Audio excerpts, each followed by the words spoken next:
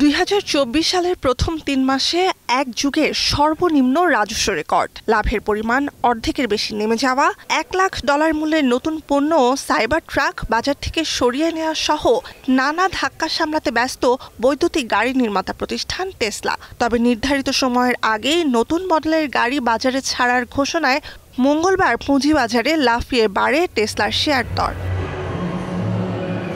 বছরের প্রথম প্রান্তিকে সাকুল্যে $2,130 কোটি রাজস্ব আয়ের তথ্য জানায় টেসলা, যা এক বছর আগের তুলনায় 9% কম এবং 2012 সালের পর সর্বনিম্ন।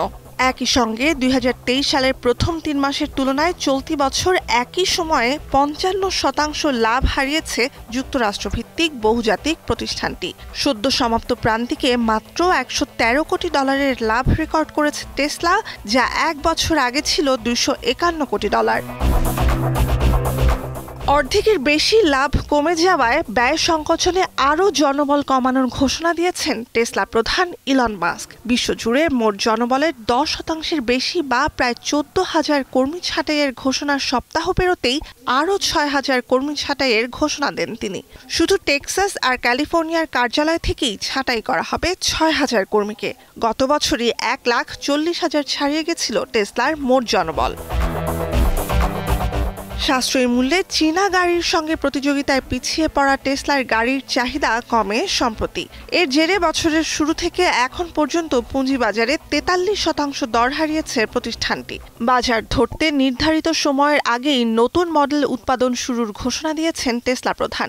আগামী বছরের শুরুতেই উৎপাদন ও বছরের দ্বিতীয়ার্ধে নতুন বৈদ্যুতিক গাড়ি বাজারে আনার ঘোষণায় পুঁজিবাজারে দিনের ব্যবধানে 12% বেশি বেড়েছে প্রতিষ্ঠানটির শেয়ারের দাম।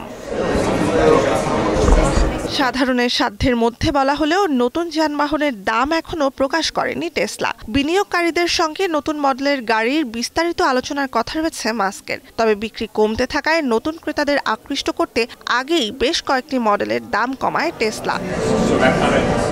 নুসরাত কামাল, এখন বিশ্ব। Lily Lemon Face Wash. Lily, always beautiful.